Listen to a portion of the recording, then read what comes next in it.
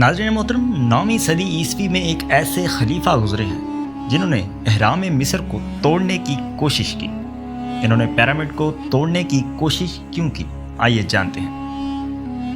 9ویں صدی عیسوی میں مصر کے گورنر خلیفہ مامون الرشید کو ان کے کسی دوست نے یونان سے کچھ قدیم صفحات بھیجے تھے۔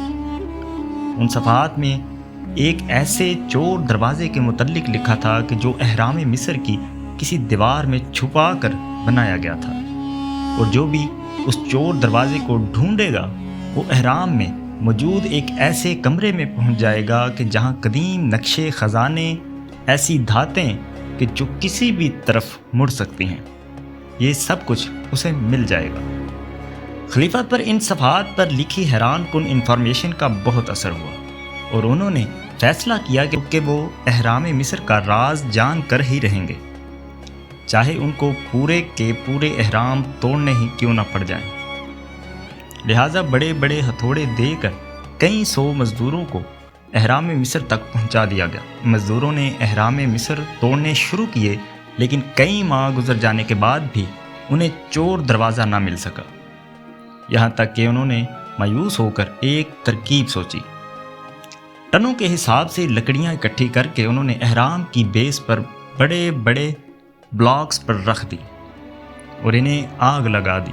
جب یہ بلاکس آگ کی وجہ سے گرم ہونا شروع ہوئے تو انہوں نے اچانک ان پر ٹھنڈے سرکے کے بڑے بڑے ڈرم الٹ دیے، جس سے اہرام کے پتھر فوراً تڑک گئے، اور بالآخر مزدوروں کو وہ چور دروازہ مل ہی گیا، اور یوں وہ لوگ اہرام مصر کے اندر داخل ہو ہی گئے۔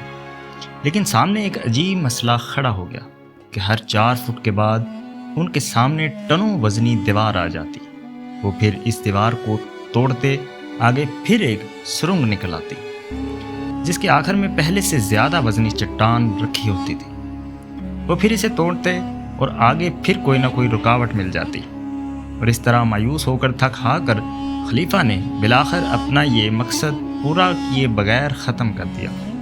اور آج آپ جو اہرام مصر کا ٹوٹا ہوا حصہ دیکھ رہے ہیں وہ دراصل اسی واقعے کی ایک یادگار ہے۔ در حقیقت اہرام مصر ایک ایسا راز ہے جسے کوئی نہیں جان سکا۔ اگر کسی نے کوشش بھی کی تو وہ بھی مایوس ہو کر تھک ہار کر ہی گیا۔